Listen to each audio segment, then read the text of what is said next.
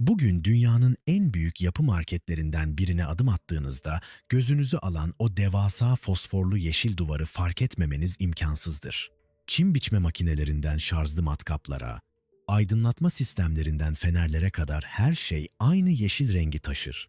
Sadece bir tek pilin 300'den fazla farklı aleti çalıştırdığı bu devasa ekosistem, bugün dünyanın tartışmasız en çok satan ve en popüler tüketici el aleti markasıdır.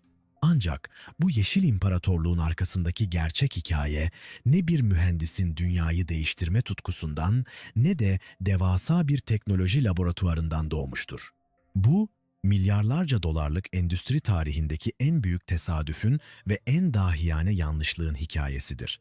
Her şey 1943 yılında Japonya'da Yutaka Urakami adında sıradan bir tüccara kalıp döküm işine girmek ister misin diye sorulmasıyla başladı. Urakami bir mühendis değildi. Hatta verdiği ilk tepki tam olarak şuydu: kalıp döküm mü? O da nedir? Bu sorudan sadece kısa bir süre sonra Urakami, Japonya'nın Hiroşima bölgesindeki eski, terk edilmiş bir soya sosu deposunda ilk fabrikasını kurdu. Japon ordusunun savaş uçakları için kalıp döküm parçalar üretiyordu. Fabrikasından sadece 100 kilometre uzağa o felaket getiren atom bombası düştüğünde ve savaş bir gecede bittiğinde elindeki tüm askeri sözleşmeler sıfırlandı.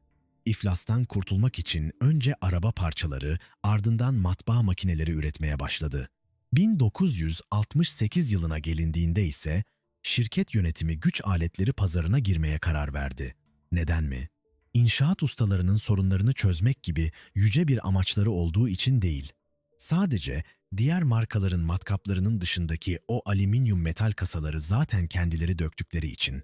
Şirket yönetimi o tarihi kararı verdi. Madem bu aletlerin dış kasasını zaten biz üretiyoruz, neden içine bir motor koyup aletin tamamını kendimiz satmıyoruz? İşte o fosforlu yeşil dev, tamamen bu pratik, sıradan ve tesadüfi fabrikanın içinden doğdu. Ancak asıl şok edici gerçek, asıl büyük illüzyon bugün o aletleri satın alan milyonlarca insanın bilmediği o karanlık sırda yatıyor. Bugün mağazalardan satın aldığınız, garajlarınızı dolduran o devasa Ryobi markası var ya, aslında bugün alet üreten Ryobi adında bir şirket yok. 2000'li yılların başında Japon Ryobi şirketi, bizim asıl işimiz alet yapmak değil, metal dökmek diyerek güç aletleri üretimini tamamen bıraktı.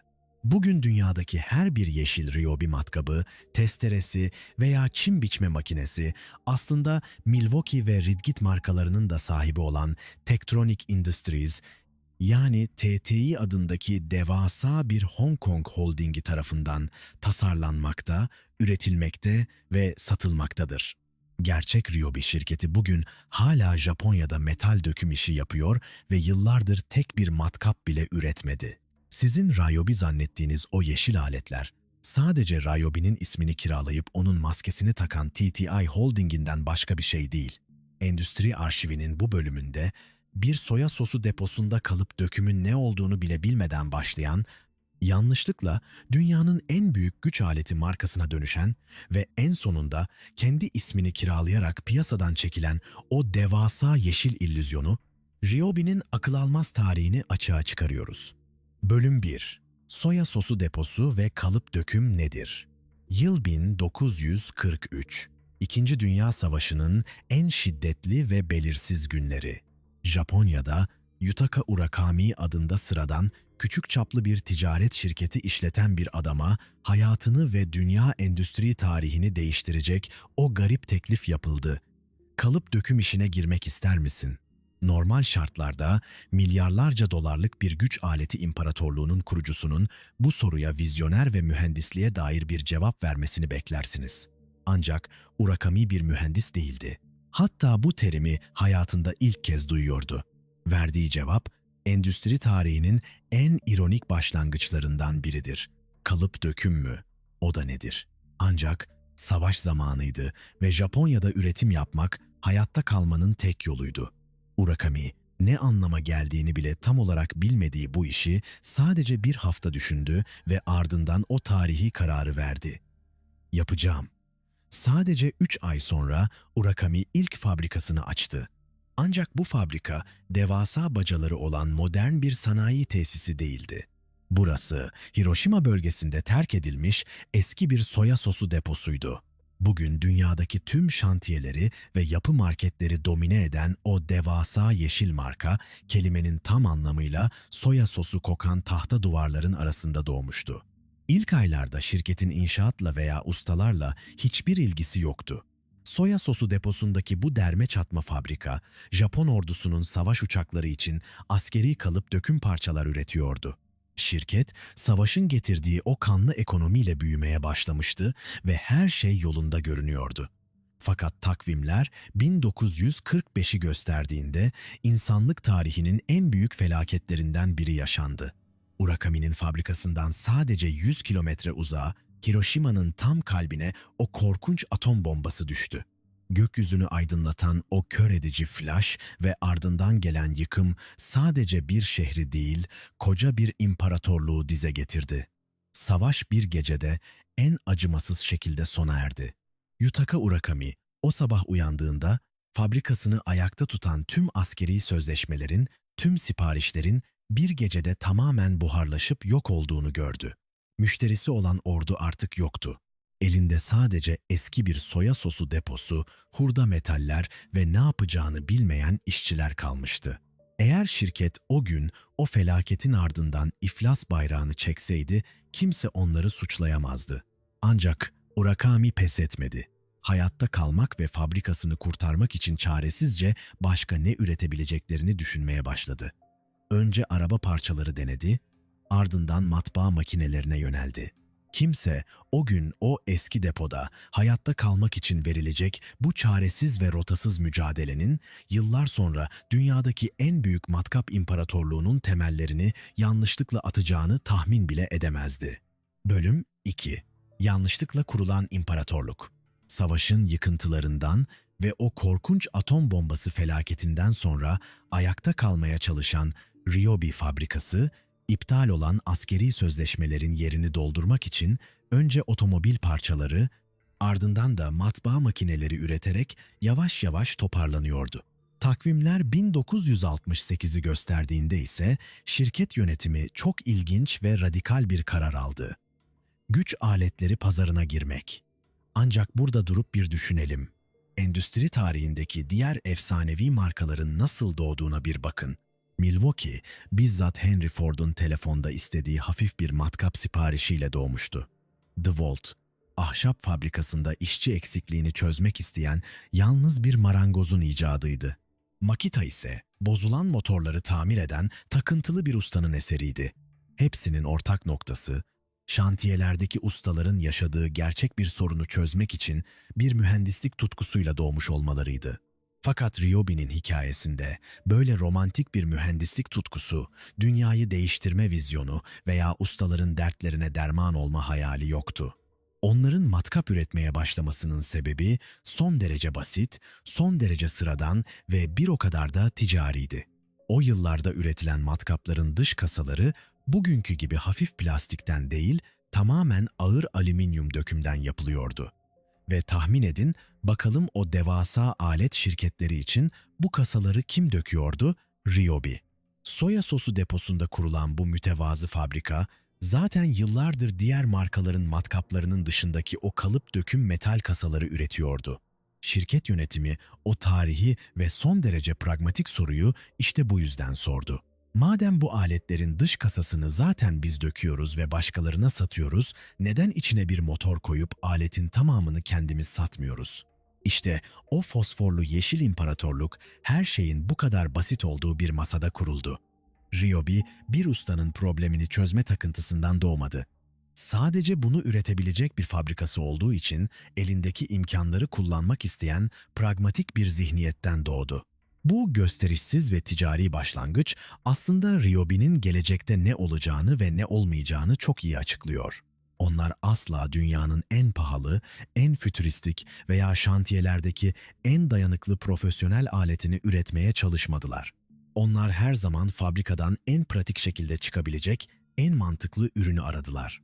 Fakat bu pratiklik takıntısı 1996 yılına gelindiğinde öyle bir tüketici sistemine dönüşecekti ki Dünyadaki devasa mühendislik şirketlerinin, Milwaukee'lerin ve DeWalt'ların bile cesaret edemediği akıl almaz bir ilke imza atacaklardı.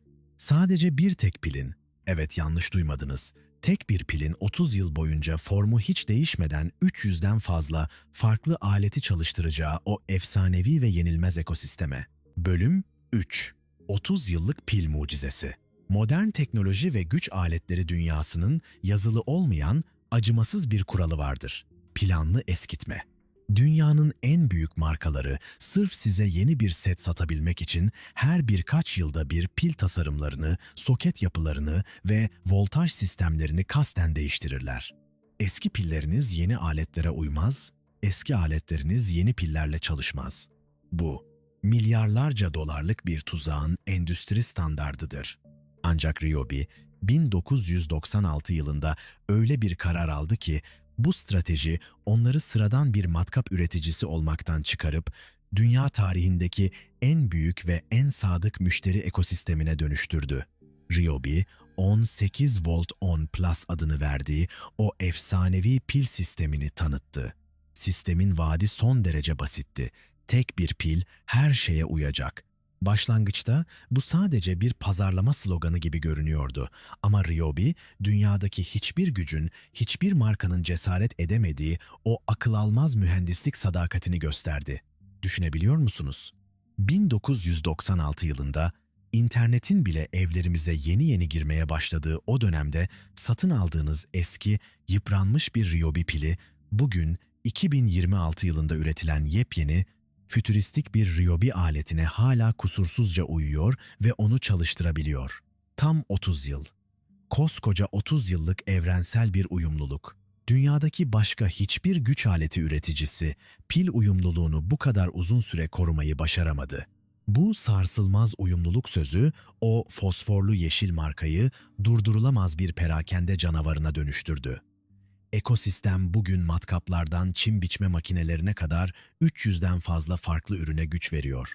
Hatta sınırları o kadar aştılar ki şantiyedeki usta için değil, hafta sonu kamp yapan aileler için aynı pille çalışan kablosuz bir hatmi kızartıcısı bile ürettiler. Tüketiciler bu sisteme adeta aşık olmuştu. Dünyanın dört bir yanındaki garajlar o yeşil aletlerle dolup taşıyordu.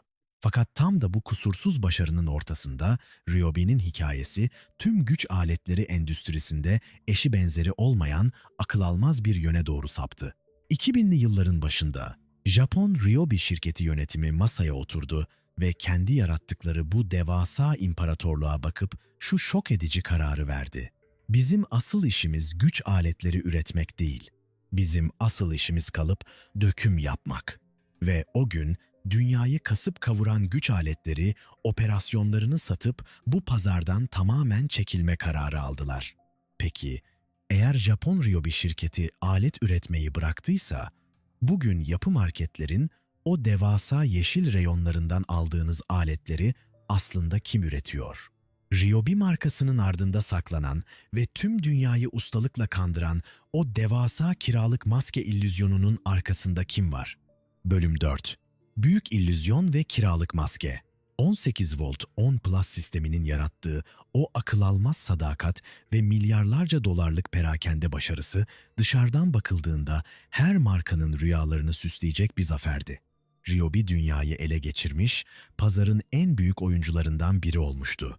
Ancak bu devasa başarının tam ortasında hikaye tüm güç aletleri endüstrisinde eşi benzeri olmayan bir yöne doğru saptı. 2000'li yılların başında Japonya'daki Ryobi Limited yönetimi masaya oturdu ve güç aletlerinin artık kendi ana işleri olmadığına karar verdi. Ne kadar çok alet satarlarsa satsınlar, onların asıl işi ve kalbi hala kalıp dökümdü. İşte bu karar, bugün bile milyonlarca tüketicinin farkında olmadığı o büyük illüzyonun başlangıcı oldu. Japon şirket, uluslararası güç aletleri operasyonlarını aynı zamanda Milwaukee ve Ridgid markalarının da sahibi olan Hong Kong merkezli Dev Holding Tektronik Industries'e yani TTIA sattı. Ancak bu sıradan bir şirket satışı değildi. Yapılan bu anlaşma devasa bir lisans sözleşmesiydi. Ryobi ticari markasını ve isim haklarını elinde tuttu. TTİ ise aletleri üretme ve satma hakkını aldı. Eğer siz de yapı market raflarında efsane sandığınız markaların arkasındaki bu akıl almaz holding anlaşmalarını, kapalı kapılar ardında el değiştiren devleri ve devasa şirketlerin karanlık sırlarını öğrenmekten keyif alıyorsanız, hemen şimdi videoyu beğenerek ve Endüstri Arşivine abone olarak bize katılın. Sizin bu desteğiniz, sanayinin görünmez çarklarını aydınlatmaya devam etmemizi sağlıyor. Bugün Japonya'nın Hiroşima kentinde, Fuchu bölgesinde Ryobi adında bir şirket hala varlığını sürdürüyor. Tıpkı 1943'teki o eski soya sosu deposunda olduğu gibi, bugün de kendi fabrikalarında kalıp döküm parçaları üretmeye devam ediyorlar. Hatta şirketin kurucusu Yutaka Urakami'nin soyundan gelen bir kişi bugün hala şirketin başkanı olarak görev yapıyor. Ancak çok önemli, sarsıcı bir detay var. Bu Japon şirketi yıllardır tek bir güç aleti bile üretmedi. Eğer bugün garajınıza gider ve o çok sevdiğiniz yeşil Ryobi matkabınızı elinize alırsanız aslında Japon bir alet tutmuyorsunuz. Dünya üzerindeki her bir Ryobi matkabı, testeresi veya çim biçme makinesi aslında TTİ tarafından tasarlanıyor, üretiliyor ve satılıyor. Dünyanın en çok satan güç aleti markası olarak bilinen Ryobi, aslında sadece Ryobi'nin ismini kiralayan ve onun fosforlu yeşil maskesini takan TTİ şirketinden başkası değil. Bir zamanlar kalıp döküm nedir diyen sıradan bir tüccarın, Hiroşima'ya düşen atom bombasından kurtardığı derme çatma bir soya sosu deposunda başlayan bu hikaye, endüstri tarihinin yanlışlıkla kurulmuş en büyük, en pratik ve en gizemli imparatorluğu olarak raflardaki yerini korumaya devam ediyor. Endüstri Arşivini izlediğiniz için teşekkürler. Sanayinin görünmez çarklarını keşfetmek için abone olmayı unutmayın. Bir sonraki dosyada görüşmek üzere.